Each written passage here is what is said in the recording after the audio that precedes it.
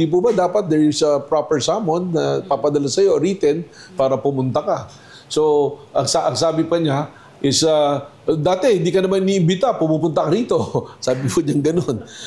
Mali na kagad din yan because she invited to be inside para mag-usap kami noon. Ano po? So, paano naman po tayo magre-respond doon? Yung pong kanyang statement, yung pong statement ni Senator Alan Peter Cayetano, maganda kung nasa barberia tayo sa pansiteria. Ano po? Pero kung legal po yung pinag-uusapan, hindi naman po pwede. That's why ang sagot ko, you give me a valid invitation by the proper Blue Ribbon Committee, I will attend. I will attend. Wala pong problema. At ngayon, meron na nga po akong imbitasyon doon po sa Blue Ribbon Committee na pinamumunuan ni Senator Erwin Tulfo. And Alan Peter Cayetano is a member of the Senate until now. If he want na makaharap niya ako, tanungin niya ako, mag-attend siya sa Monday. He has the duty and the obligation to every Filipino as a senator.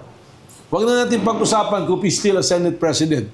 He wants to question me. Ando doon po ako sa Lunes, pumunta po siya. So siya na lang kumikilala sa sarili niya na Senate President siya. But I still recognize him as a Senator of the Republic. That's why, again, I will repeat it. Senator Alan Peter Cayetano, I will be in Senate on Monday. You can ask every question that you want to ask me, even my favorite color.